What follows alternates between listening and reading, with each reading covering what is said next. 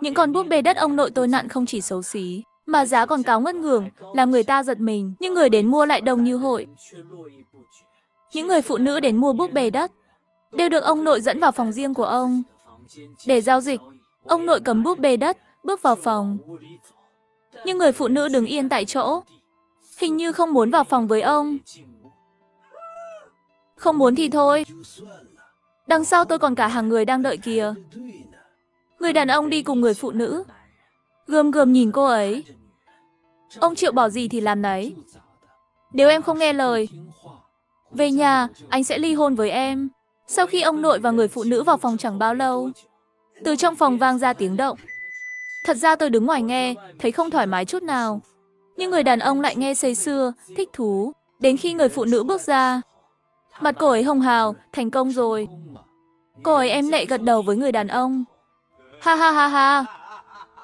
Ông Triệu, 1 triệu này là của ông. Ông Triệu, ông có thể nặn thêm vài con nữa cho tôi không? Tôi muốn học cho thật giỏi. Nặn thêm 1 con, thêm 1 triệu. Người đàn ông không do dự, đặt 3 thùng tiền lớn trước mặt ông nội. Ông nội lập tức nặn 3 con búp bê đất. Lần này, ông nội và người phụ nữ vào phòng lâu hơn mọi khi. Tiếng động họ phát ra cũng to hơn trước. Khi bước ra, người phụ nữ kiệt sức, ngã vào lòng người đàn ông. Mà ông nội chồng cũng mệt lả. Người phụ nữ gật đầu với người đàn ông. Người đàn ông cười lớn, ha ha ha. Đúng là ông Triệu. Tôi sẽ giới thiệu thêm nhiều bạn bè đến. Sau khi họ rời đi, tôi lê bước chân nặng nề vào căn nhà nhỏ ở sân sau. Liên tục 3 ngày, ông nội không ra ngoài. Hôm nay lại có người đến tìm ông nội. Hammer bé con. Năm nay bao nhiêu tuổi rồi? 10, 18 rồi ạ. Đã đến lúc làm người đàn ông thực thụ rồi. Nhìn người phụ nữ, tôi không kìm được, buột miệng nói. Hay là để tôi nặn cho chị 1 con nhé. Người phụ nữ ngẩn ra một thoáng, rồi phá lên cười không chút kiêng dè. Chờ thêm 1 tối được không? Tôi ngẩng đầu, phát hiện ông nội run run bước vào. Người phụ nữ quyến rũ thấy ông nội, lập tức lười biếng bỏ tôi qua một bên. Cô ấy quỳ dưới chân ông nội, chồng em tối nay về. Nói sẽ bỏ em. Chỉ cần ông Triệu hôm nay cho em 1 con búp bê, em trả 10 triệu. Thấy ông nội vẫn im lặng, người phụ nữ lại hứa, chỉ cần có con búp bê này, em sẽ giữ được vị trí vợ lớn. Không phải mai, tối nay luôn, em sẽ cho người mang thêm 10 triệu đến biếu ông. Trong mắt tôi, những con búp bê ông nội nặn thậm chí chẳng gọi là người. Nhưng sao những người giàu có này lại sẵn sàng bỏ 20 triệu mua 1 cục đất? Thấy người phụ nữ khóc lóc van xin, ông nội khẽ gật đầu, đồng ý. Sau khi người phụ nữ rời đi, ông nội lại vào căn nhà nhỏ ở sân sau. Mùi hôi nồng nặc từ căn nhà nhỏ bay ra. Ông nội rốt cuộc bị sao vậy? Trong những ngày ông nội nghỉ ngơi, nhà tôi có một đạo sĩ đến xin nước uống. Tôi dẫn ông ấy ra sân sau, nhưng đạo sĩ lộ vẻ mặt hoảng sợ, rồi vội vã bỏ chạy. Tôi ở trong căn nhà nhỏ suốt 2 tuần. 2 tuần sau, ông nội lại bắt đầu nặn búp bê đất. Khách tuy đông, nhưng họ bắt đầu lén lút phàn nàn. Chúng tôi không thiếu chút tiền đó. Sao không thể cho nhiều hơn 1 lần? Ông già này chắc sắp không xong rồi. Một thời gian sau, nhà tôi có một người trẻ tên Bình An đến. Tới bái sư. Nhà tôi nghèo quá, xin ông Triệu nhận tôi. Tôi vui vẻ nhận cậu ấy. Anh Bình An rất biết cách lấy lòng ông nội. Khuôn mặt con búp bê này nặn rất chuẩn. Cái miệng con búp bê này còn rất thích. Sư phụ, cái mũi con búp bê này của ngài làm thật đẹp. Tôi nghe cũng thấy vui lắm. Nên chẳng bao lâu khi nhận thêm đơn hàng, tôi dẫn anh Bình An cùng vào phòng riêng. Lần này, tiếng kêu là của anh Bình An và người phụ nữ. Khi ra ngoài, người phụ nữ kiệt sức như thường, nhưng anh Bình An trông chẳng sao cả. Đúng là người trẻ, sức khỏe tốt thật. Lâu dần, những người đến vì danh tiếng đều chỉ đích danh muốn búp bê của anh Bình An. Sư phụ Bình An, chúng tôi đến tìm anh mua búp bê đất. Ông nội đứng bên cạnh, ho khan không hài lòng. Khách mới gọi một tiếng ông Triệu. Hôm nay tôi muốn 3 con búp bê. Xin ông Triệu yên tâm. Quy tắc tôi hiểu. Người đàn ông đưa một tờ sách 30 triệu cho ông nội. Người phụ nữ bên cạnh em lệ chen vào. Chỉ là làm phiền sư phụ Bình An thôi. Khi anh Bình An ra khỏi phòng, cơ thể rõ ràng mệt mỏi. Đêm khuya, tôi mang đồ ăn cho anh Bình An. Lại nghe thấy tiếng nói từ phòng cậu ấy. Khi tôi bước vào, chỉ thấy anh Bình An một mình trong phòng. Lộ Nhân, em có muốn học bản lĩnh với anh không? Học bản lĩnh gì? Nặn búp bê đất. Em muốn học nặn búp bê đất. Em có biết búp bê đất của ông nội, sao lại bán được giá cao thế không? Không biết, Lộ Nhân, em mới 10 mấy tuổi. Em khác với ông nội. Em có tương lai rộng mở. Ông nội làm những việc trái đạo trời. Đi ngược luân thường. Tôi chẳng hiểu anh Bình An nói gì. Nếu anh ấy bảo ông nội làm chuyện trời không dung, vậy sao anh ấy lại cố ý tìm ông nội bái sư? Lộ Nhân, đêm mai, giờ tí, em tìm anh. Anh dẫn em ra căn nhà nhỏ ở sân sau, xem ông nội rốt cuộc làm gì. Tối hôm sau, tôi lén lút đến ngoài cửa phòng anh Bình An. Anh Bình An dẫn tôi ra căn nhà nhỏ ở sân sau. Mỗi lần ông nội nặn xong búp bê đều đến đây. Vì những cây nấm này. Những cây nấm này có gì đặc biệt sao? Anh Bình An không giải thích nhiều. Anh ấy rạch ngón tay tôi, nhỏ máu tôi lên cây nấm. Cây nấm dính máu tôi lập tức lớn nhanh, đồng thời tỏa ra mùi hôi thối. Thử không? Tôi nhét một miếng nhỏ vào miệng. Cả người lập tức tỉnh táo hơn. Tôi muốn ăn miếng thứ hai, nhưng bị anh Bình An ngăn lại. Ha ha, ăn nữa. Thì đây sẽ là chất độc mạnh nhất thiên hạ. Dù tôi chưa rõ ông nội học tà thuật từ đâu, nhưng hành sáu này, người chính đạo như chúng tôi không thể chấp nhận. Thấy tôi ngơ ngác, anh Bình An nói tiếp. Ông nội dùng máu biến búp bê đất thành phôi thai, rồi để phụ nữ nuốt vào, giúp những người cầu con có thai. Nghe anh Bình An nói vậy, tôi lập tức hiểu ra vì sao người giàu bỏ hàng chục triệu mua búp bê đất. Vậy ông nội dùng tà thuật gì? Em muốn tận mắt xem không? Tất nhiên muốn, vậy em phải hứa với anh. Giúp anh trừ kẻ đứng sau. Gì cơ? Anh muốn tôi giúp anh hại ông nội sao? Không phải ý đó.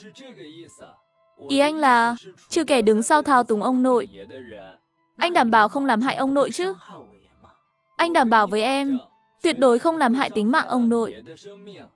Dù tôi đồng ý với anh Bình An, nhưng trong lòng vẫn bất an.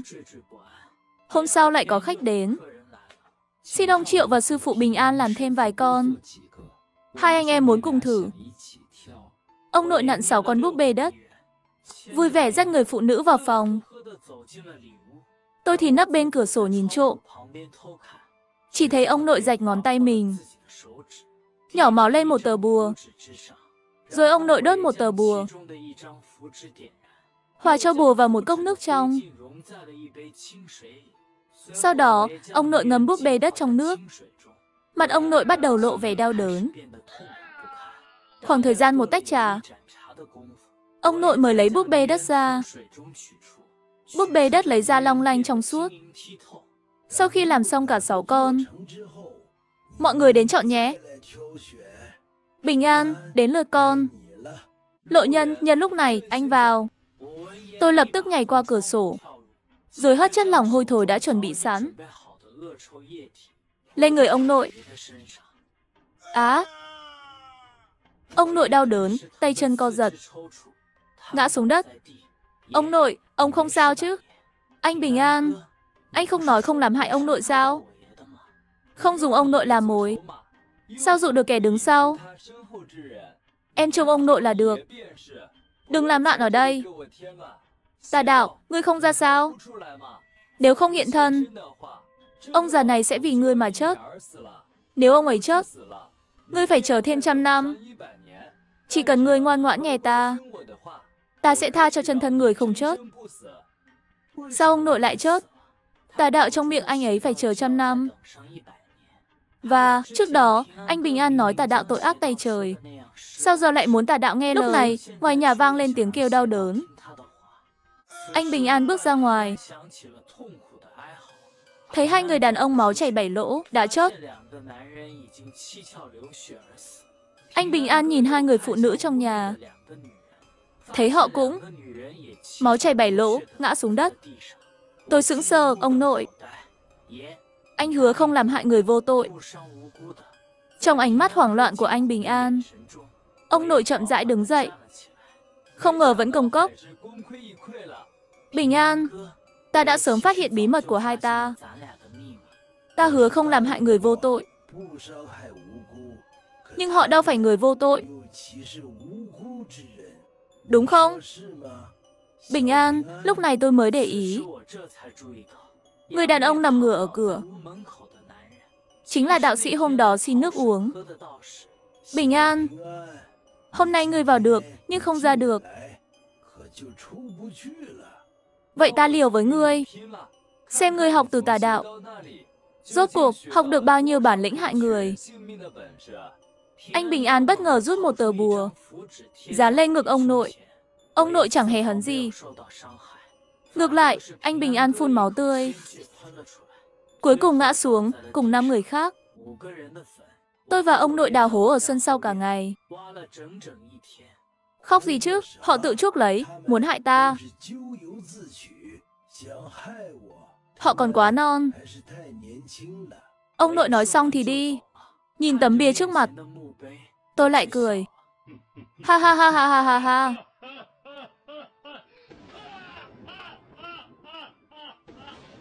Hôm sau, lại có khách mới, ông Triệu. Lần này tôi muốn 2 con búp bê. Thêm 1 con, thêm 10 triệu. Không được, ông chịu không nổi. Nếu ông chốt ở đây, sau này tôi làm ăn kiểu gì? Nếu việc này không thành, đó là số mệnh của tôi. Hắn sẽ lo hậu sự cho tôi. Cam đoan không gây phiền cho ông Triệu. Ông nội do dự, cuối cùng đồng ý. Trước khi đóng cửa, ông nội nhìn tôi, đừng vào. Cứ canh ngoài này. Lần này, ông nội tốn rất nhiều sức. Nhưng ông nội hồi phục rất nhanh.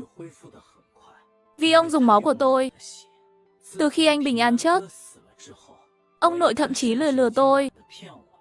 Mỗi đồng tiền con tiêu đều là ta vất vả kiếm.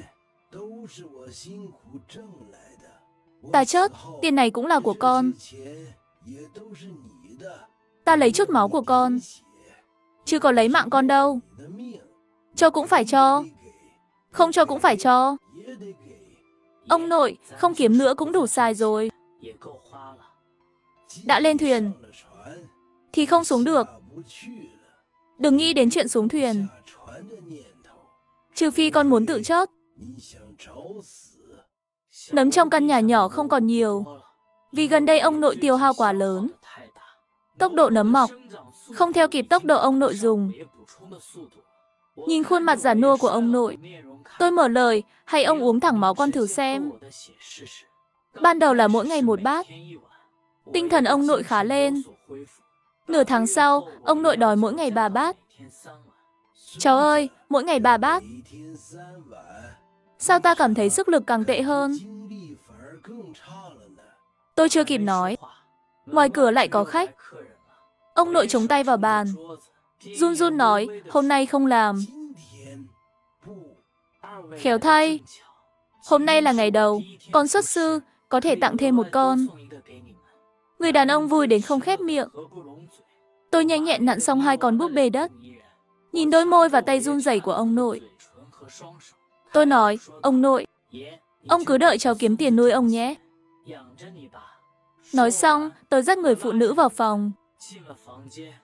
Tôi nhanh chóng hoàn thành nghi thức. Nhưng tôi như bị trúng gió, ngã khựu dưới bàn. Lộ nhân, ông Triệu, chuyện này không liên quan gì đến tôi nhé. Anh vừa vào chưa bao lâu, ông Triệu đã phát bệnh. Tôi không dám vào quấy rầy anh. Để tiền lại, mọi người có thể đi. Sau khi họ rời đi, tôi bế ông nội, bước vào một căn hầm tối om. Nhưng khi ông nội thấy bộ xương trắng ở góc tường, sợ đến mức co giật không ngừng. Ông nội, không nhận ra sao? Đừng sợ, đó là mẹ con. Bà ấy sẽ ở đây với ông. Ông nội, ông không trúng gió đâu. Yên tâm, con sẽ khiến ông sống mãi. 1 tháng sau, ông nội thấy tôi xuống. Huyện run khắp người, ông nội. Có vẻ ông chưa quên. Mai là ngày ông hứa giao con cho tiền đạo. Sao con biết được? Đừng giả vờ nữa. Việc ông muốn hại con biết từ lâu. Dù sao từ đầu đến cuối, tiền đạo chọn con, người có bát tự thuần dương.